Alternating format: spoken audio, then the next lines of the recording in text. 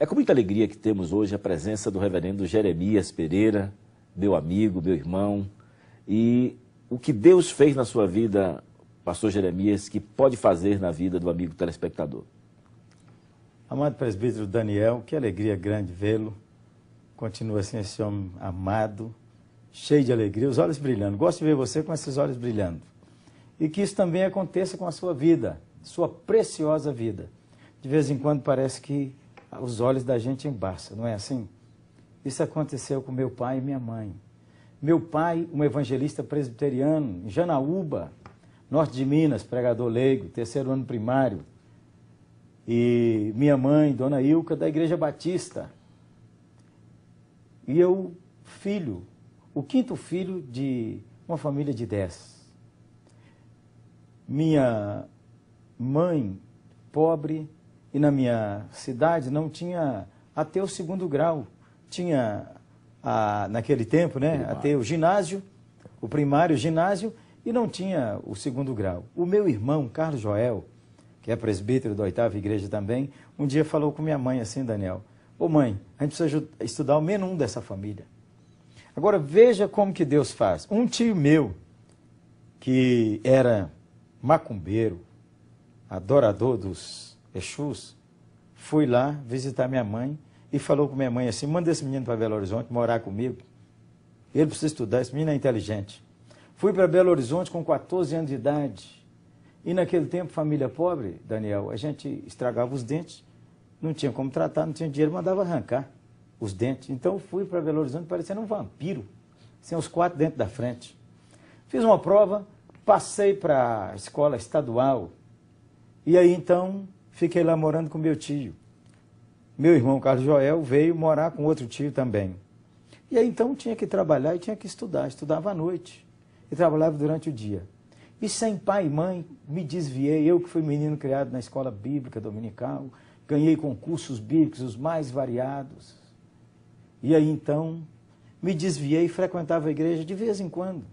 Cheguei aí na região do prostíbulo, minha mãe não tinha nem ideia onde é que eu andava, sozinho em Belo Horizonte. De vez em quando eu ia na igreja metodista. Mas a gente não engana pai e mãe. Meus pais, pais de oração, escrevia uma carta para eles, e aí minha mãe falava com meu irmão, eu sei que Jeremias está me escrevendo um versículo bíblico, mas Jeremias está longe de Deus. E assim passei em Belo Horizonte, dos meus 14 até os 17 anos, fui me afastando, aquele vazio na minha alma. Também nesse período não tinha dinheiro, não podia voltar para ver meus pais. Meu irmão, Carlos Joel, um dia falou assim, vou pagar para você ir num congresso de jovens. Era na primeira igreja presbiteriana de Belo Horizonte. E aí então, olha, pai e mãe, invista nesse negócio do seu filho ir num congresso, ir num acampamento, mesmo que ele não queira nada por enquanto. Eu fui para aquele congresso para namorar as meninas. Ó, eu passei de 14 aos 17 anos, as meninas nem me olhavam, porque eu era banguelo. Eu resolvi que ia namorar uma menina de cada cor, Daniel. Estava com a cabeça zoada. E naquele dia pregou o reverendo Oswaldo Alves. Ele estava pregando naquele congresso. E eu totalmente distraído, mandando bilhete para as meninas. Estava de dente, podia rir, não é?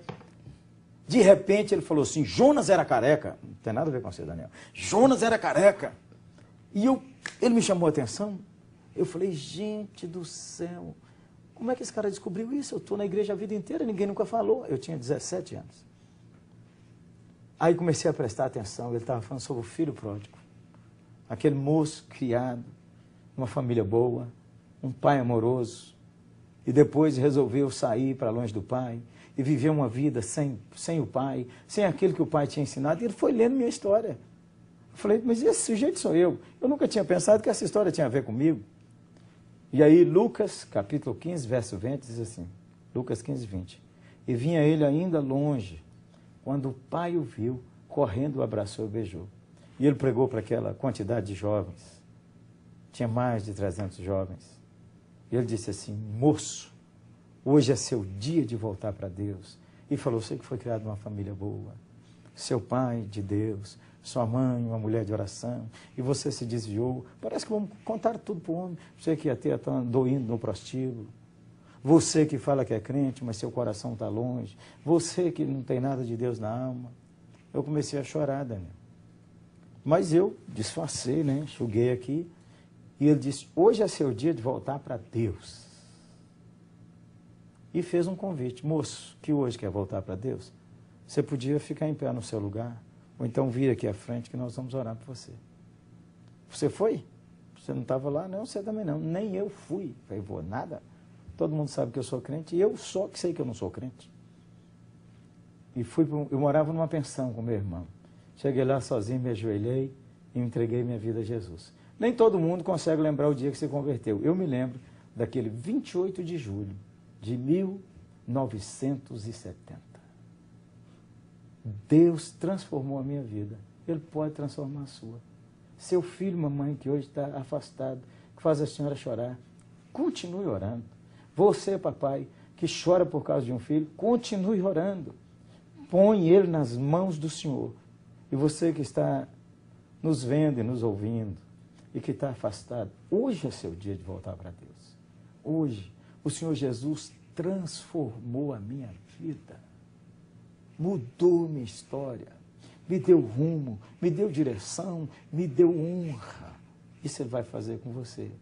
Porque Ele é Deus fiel. A Bíblia diz assim, Ele tira do monturo o desvalido e o necessitado e os faz assentar com os príncipes dos povos. Você volte para Deus hoje. Com Jesus, sua vida muda para melhor.